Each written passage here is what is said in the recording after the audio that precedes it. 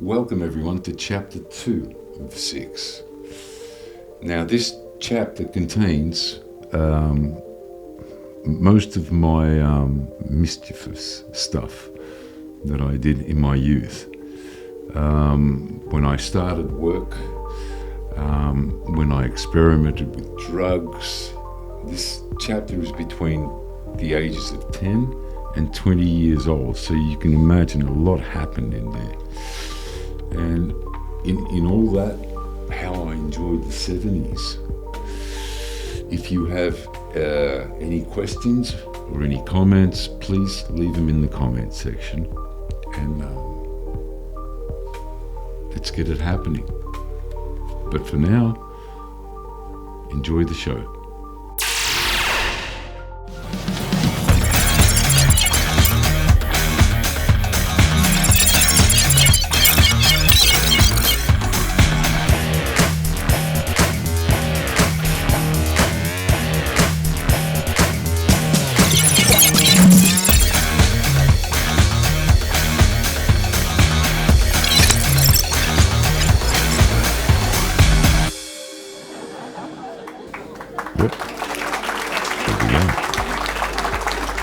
Welcome back everybody to chapter 2. Here we go. Chapter 2 is between the ages of 10 and 20 years old. Now, this was an interesting stage of my life. At 10 years old, we moved house and went to East Preston. And from there, I had to go to a new primary school for a year or two, can't remember. Doesn't matter. And then from there to Preston East Technical School. So, when we moved into this new neighbourhood, it wasn't like the ghettos that I grew up in. It was quiet. Everybody had a front lawn, a backyard. They were the early suburbs of Melbourne.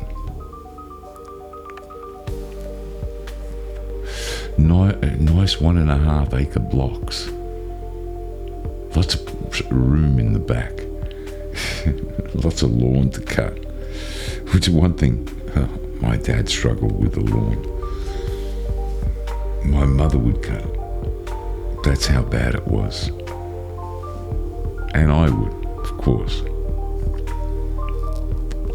Always willing to do something. Anyway,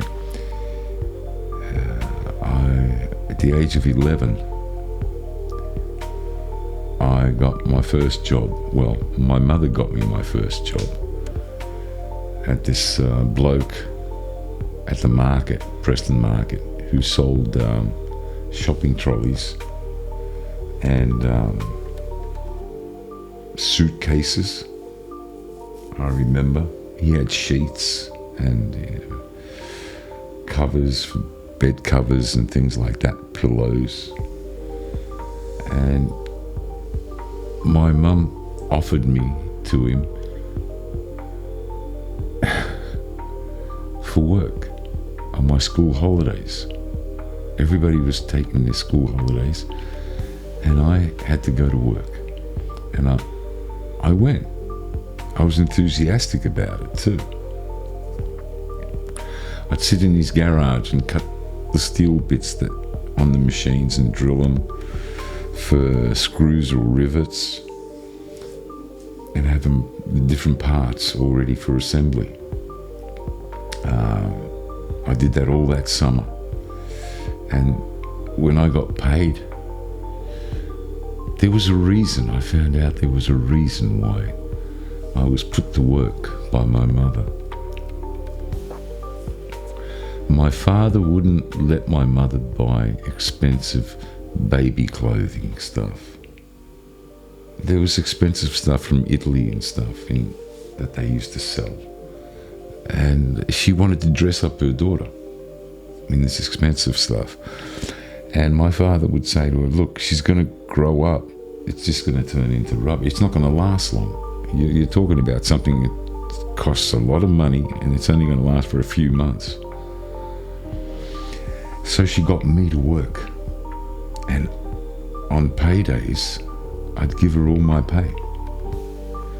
After the second week, I wanted a radio so I can listen to music. And by defying her, what did I do? Before going home, I'd seen this little radio, a transistor radio, in a milk bar, and I went to the milk bar and I purchased it. And I went home and I said to her, I bought this. I want this. I said to her, I'm sitting in this garage. There's no noise. I'm by myself.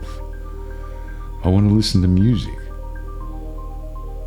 And you can imagine, I was 11 years old and I didn't have a transistor radio of my own by then. I was entitled to one. Give me a break.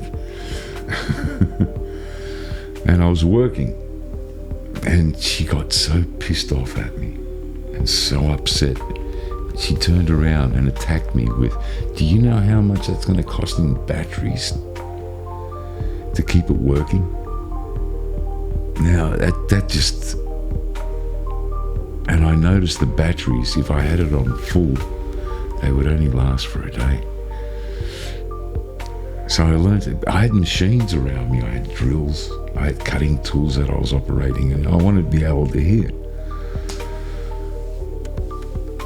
I ended up with the radio, and she ended up hating my guts. She got next week's pay. You understand? And ever since then, I always had a job. And, winter came and I was doing paper rounds. And as I grew up through my teenage years, always worked. Cleaning shopping centres, shops, windows, collecting the garbage. Preston Market on Thursday, Fridays and Saturdays. And washing the place down with water. We had to wash it down too, especially the undercover places where they sold salamis and fish and stuff like that. We had to wash all that down. I got used to the smell of garbage.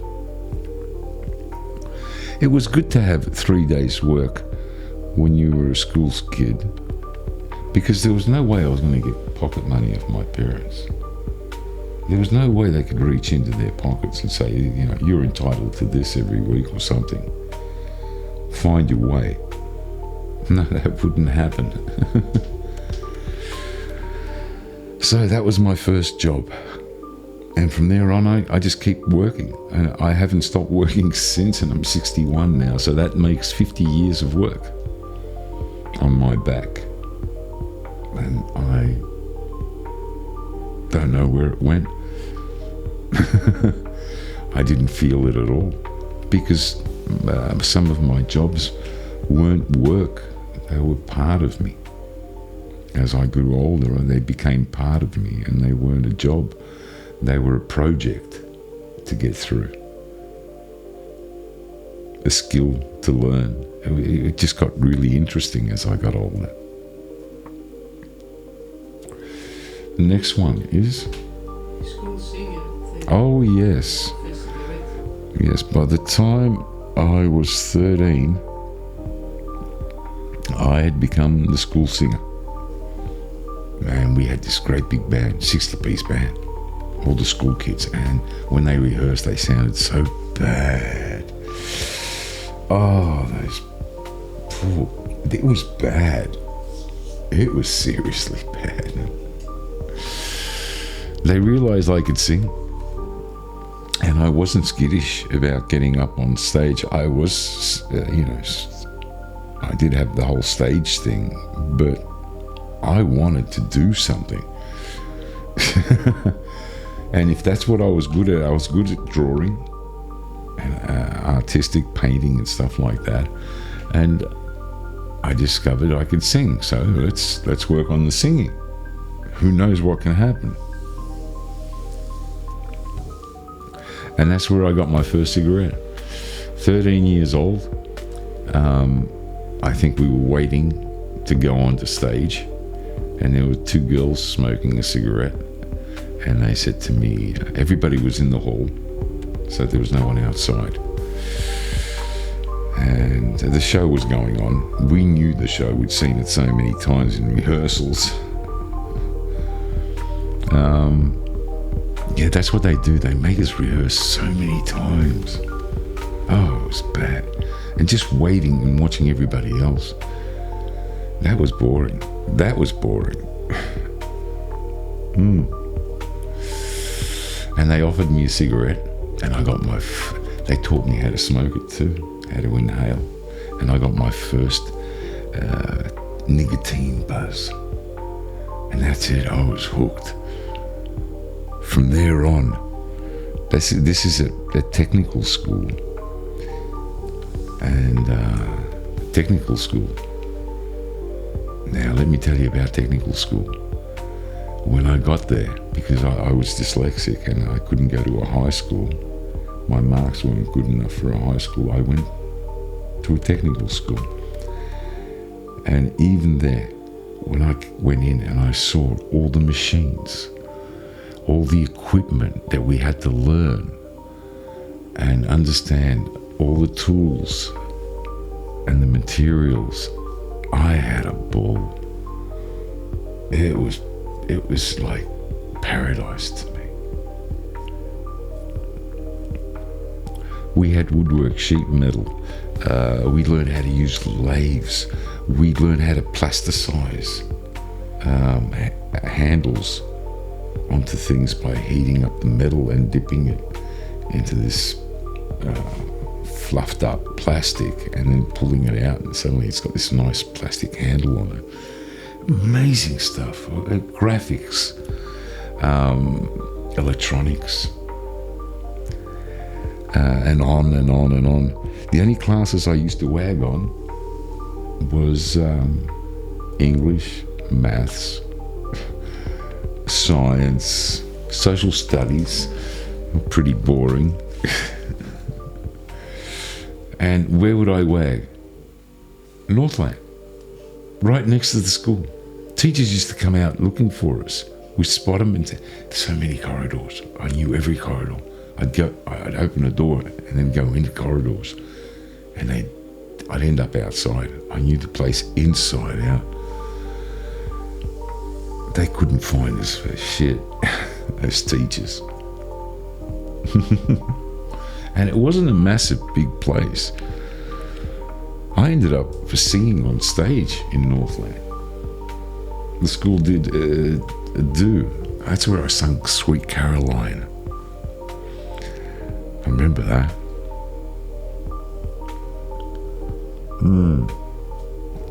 So I've sung in a mall, in a shopping centre mall, on stage with the school band.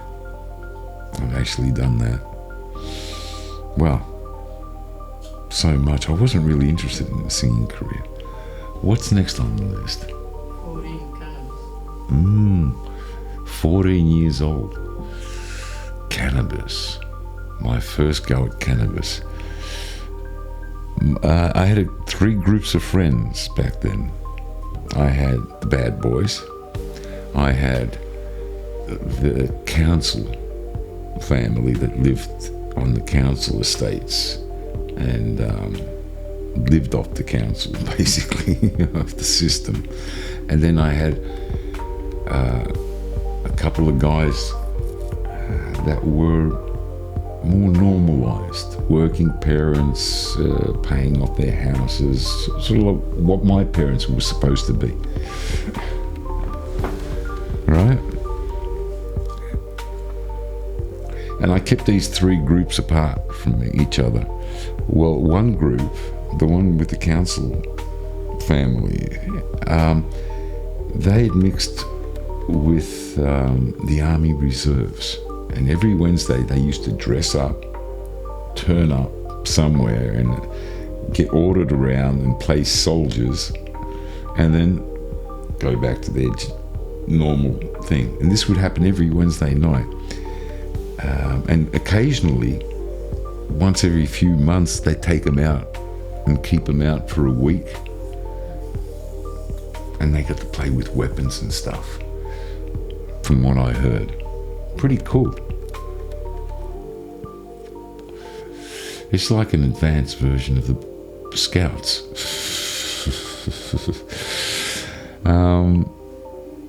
They call them the reserves. And this bunch, we were at a party at my friend's house. I don't remember which occasion it was. Someone's birthday. There were so many children around. And at the end of the night, they all these older kids that played soldiers, some were married between each other, and they were in their 20s as well. They rolled the joint, and my friends sat down, I sat down with them, and they said, they started passing this joint around. They said, you guys have smoked grass? And we sort of, oh yeah, we've done this before. We played the whole scene. Just like the movies. It's like when they asked us if you're a virgin. Nah, I get sex all the time. I gotta fight them off. And I didn't get sex till I was 17. We hung around with them. They used to show us porn movies and stuff at their places. And we couldn't get up because we all had stiffies. It was so funny. I'm looking at my mate and his brother, and it was the three of us. We were like the Three Stooges. They liked us. They liked us hanging around. They didn't mind our company. We were quite open and okay kids. And then there was the gangster kids. They're the ones with all the drugs and the cars. Oh, the amount of money on their cars. Guns, things like that. The nightlife, prostitutes, things like that. They used to, they tried to get me in on that crap, and I couldn't do prostitutes. My issue was prostitutes. It just wasn't right to me. I needed affection, emotion in my relationship with a woman. What's next? 15 pills and blue. Ooh, 15. That's the day I started. Now, these experiments only lasted for a week or two. They didn't last any longer. My mum was given pills because of her psychological problems that she liked to blame on my sister. And she threw them away because they had expired. She just kept them and threw them away. And I happened to see them on top of the bin. I had no idea what they were. They were red pills. And I popped one. And I felt different. Different and crappy. And then I had another one and another one. And I was doing about 3 of them. Now, I had a pack, which I don't know how many were on there. But I was doing 3 a day. And I was getting this stone numbness. I thought, this is cool. But I still feel crappy. I'm numb, but I feel shit for some reason. So that was the end of it. I finished those pills and that was it. And they only lasted for about a week or 2. And the same with glue. I experimented. Glue was popular. And I glue. And once I found out how they do it, I experimented with it. And sniffed some glue. And I did that for about a week and a half. And I got me mates onto it. The ones that live at the council estate. I got them onto it too. And they got hooked. And then I couldn't get them to stop. But after about a month and a half, they eventually came to their senses. They were going to stop doing that. And they did stop doing the glue. God, I remember Louis, he used to trip out. Wow, I want to go back.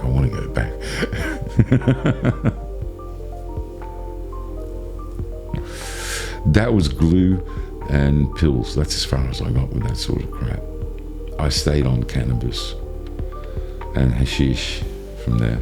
16 is regular use of cannabis. Yeah, regular use when I could afford it. But I remember I always had some job, always working, always had enough money. I didn't have to sell or deal, and I never did. To support my habit, never did. My friends arranged that, meaning the dealer would sell a certain quantity and then he'd sell it to me at a discounted price. So I'm using wholesale. When I got, what's the next one? 17, 36. At 17, I was in Greece with my parents. They just bought the land for the house and they needed more money. So we ended up coming back to Australia to work, send money to Greece so they can finish the structure. So, but let's go to 17, my first sex. A couple of Greek guys in the city where I was took a liking to me, and I hung out there with them. And they said, down by the train tracks, there's the brothels. Let's go down to the brothels. And I said, what for? He says, this guy wants to fuck. And this guy wants to fuck now. Because we'd been drinking, eating and drinking, and just carrying on. Okay, let's go down. And they all got together and they said, nah, you're going in. And we're all going to put money together and you're going to go in. I got as far as an erection. This woman was missing. She was a plump woman with painted blonde hair. And her tooth was missing. So there's this, she smiled at me in this great big gap. And she took me in, and she knew what she was handling. And she prepared me and everything, and that's as far as it got. Basically, I had intercourse with her with a condom, but I didn't feel, I wasn't there. I was too drunk to start with, and it was my first experience, so I had no idea what I was doing. The other guys outside, I came out, and she comes out and she goes, oh, he ripped me apart and all this stuff, and I'm going, fuck. The guys are all happy. And that was it. That was my first. After 2 weeks, I had a girlfriend, which was 5 years older than me, and she didn't teach me much. She didn't know much to teach me, but I got to experience it with a bit of a relationship. You understand? And then I stayed on relationships constantly. I needed a relationship. And I always had a relationship.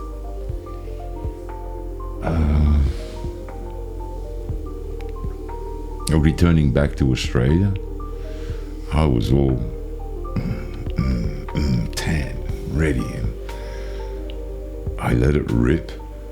I absolutely let it rip. I got to a stage where I had 3 girlfriends. That was my stage of, I don't know, trying to outdo everybody else.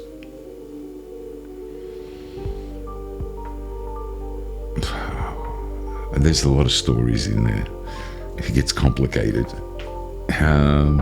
What's next? Use of speed and cocaine. Because I was getting my drugs wholesale, and it cost, as we say, or whatever, I was able to work. I even had a second job at some stage to support my habits. I was going through a full gram. I needed a line in the morning, a line at lunchtime and at night, and then I had to smoke a gram of marijuana to chill out, apart from all the drinks. And this is between the ages of 17 and 20. And juggle your relationships.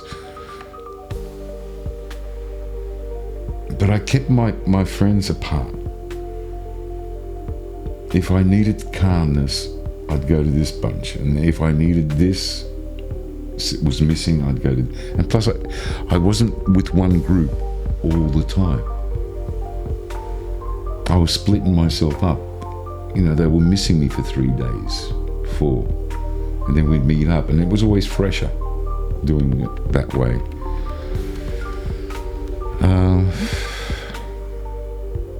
My drug use got out of hand. I started to lose myself externally. I was losing myself, but I found myself internally during that stage. I used those drugs to go deep into myself. And that's when I made all my final decisions for the rest of my life. I knew exactly who I wanted to be and how I wanted to be. And I started to strive for that. And the only way for me to get off the drugs was to leave Australia and my friends.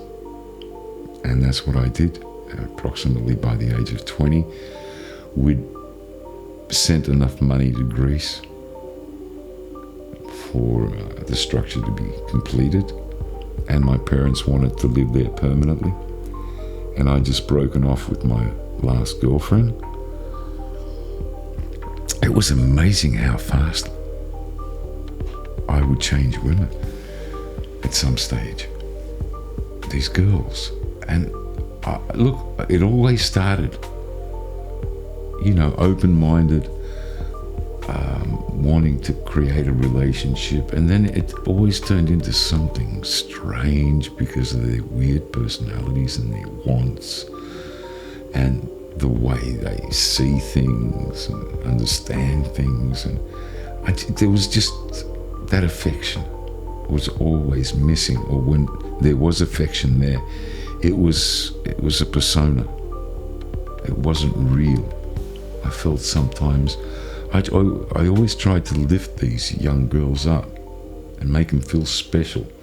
And I'd always tell them how pretty you look to me and how I appreciate this and that.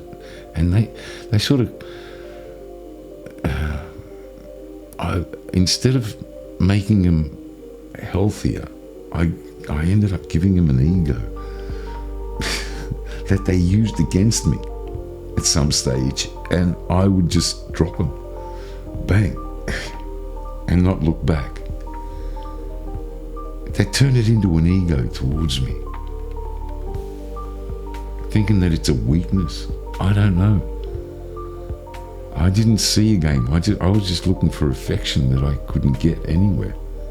I couldn't find affection from people, and it was, you know, killing me. Found great friendships, lots of honesty in the friendships, because we were young, didn't really have much to hide. We were still doing things.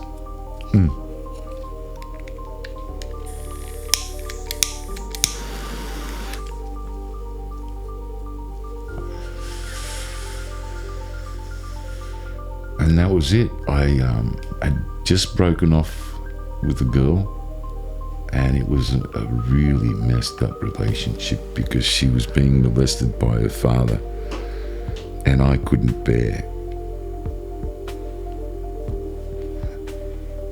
the whole situation. I was too young to handle it mentally, so I ran away from it. And I decided to leave for Greece. I'd done my paperwork for the military, to join the military. I'd done my physical exam, and there was another appointment, and they told me go home and just wait for your call. And I decided to leave.